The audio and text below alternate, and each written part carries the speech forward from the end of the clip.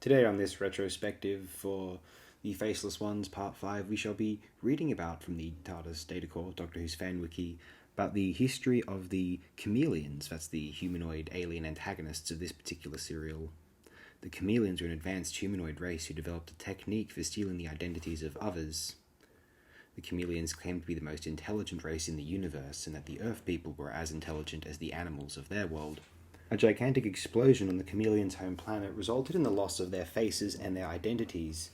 To save their race from dying out, their scientists developed a process that would allow them to assume the identities of other beings. A group of chameleons under the command of the director went to Earth and established chameleon tours at Gatwick Airport as a front for abducting young humans to their space station. One historical text claimed that the chameleons were the next threat to planet Earth after the defeat of Wotan, but they were actually active at the same time as Wotan.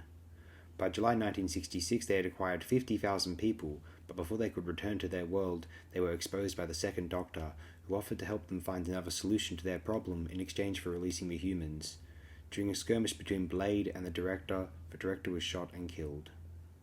Shortly after the chameleons left Earth, they passed the planet Krenos and decided to kidnap and impersonate its humanoid visitors.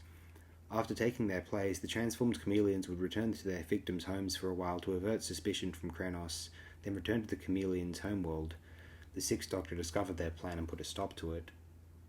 In addition to their spacecraft and space station, the chameleons also had electric guns, laser cannons, and paralyzing devices. The process used to assume the identities of humans involved the use of armband-like devices placed on both subjects. If an armband was removed from the original, the chameleon that assumed their identity would be killed, reduced to a small blob of protoplasm. The abducted humans were miniaturized and placed in suspended animation. I'm kind of surprised they haven't dug up the chameleons for a modern Doctor Who story. It seems like it'd be a good kind of fodder for the more horror-oriented material they like to do now, try to do now.